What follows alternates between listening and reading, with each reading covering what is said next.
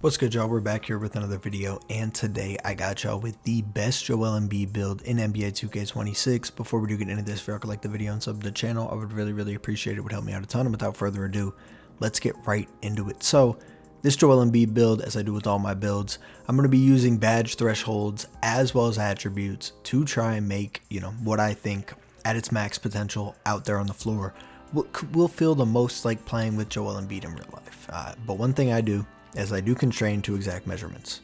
But this isn't even really one of those situations, but there are situations where you should tweak it, and I'll always show those versions, but I don't think this is necessarily one of them. But you're going to want to go 7 foot, 280 pounds with a 7'5" wingspan.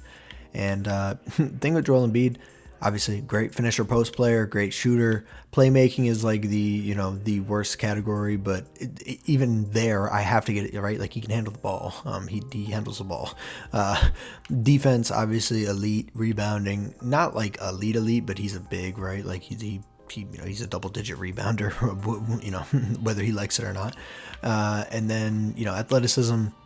But hey, without further ado, man, let's get right into it. Starting off with the close shot, we are going to get that to a 92 to go ahead and get you gold paint prodigy. Going to take that driving layup up to an 80 to eventually get you silver physical finisher. Going to take that driving dunk up to a 73 to get you posterizer after we do adjust that vert. Standing dunk up to an 81 will get you silver rise up when we adjust that vert. And then the post control we are going to take all the way up to a 93 for a badge that I think will be pretty cool. But anyways, mid-range, we're going to max that out to an 83. Again, he should have better than an 83, but you can't do anything about that. And then his 3, we're going to max that out to an 80.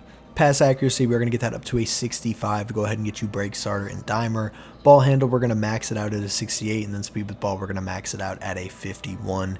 Interior, we're going to put that up to an 88. Boom. Perimeter, we're going to put that up to a 49, which it's not really putting it up. And then block, we're going to put that up to a 93 to get you gold paint patroller. And then as far as the rebounding goes, we are going to put his defensive rebound up to an 85 to get you gold box out beast.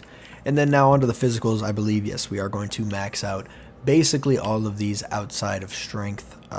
No, we did not max out vert. We put vert at 70. And then the strength will go to a 95. And then, yeah, we have some leftover stuff. We'll, throw that on free throw. But I kind of skipped over it. That 95 strength gets you Hall of Fame post powerhouse as well as Hall of Fame brick wall. So, we look at this build as a whole, only missing, into, bailout, versatile visionary, and glove out of the badges that he can get. You know what I mean? Gold post fade, Hoff post powerhouse, brick wall, Hoff float game, which is kind of funny. Defensive badges, gold paint patroller, stuff like that, gold post lock. 62 speed, which again, man, he's 280. You know what I mean? Can't really do too much about that. But there's one thing. So as you can see, his perimeter defense is a 61. If you take his weight down a few, and you can get that to 62, and then we can take the free throw down, and then, what else would we take down? I feel like, you can get a speed with ball up one now. What do we take down that would be fine? Do we need the vert for anything? I guess for Pogo, but that doesn't really matter.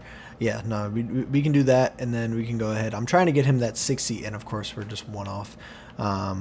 Beautiful. I guess we can do that. I don't know, man. To get him that 62 perimeter so he can get a movable. If you do so, want to do that, you can definitely go ahead and do that and just take his weight down literally 2 pounds, which is funny, and go ahead and get him a movable enforcer as well as a better perimeter defense. But yeah, use this as a template, tweak it however you feel like. But to me, I feel like, this is about as good as it's going to get. But it's going to wrap this one up. If y'all did enjoy it, please do like it up, sub to the channel. I would appreciate it a ton, and I will catch you on the next one. Peace.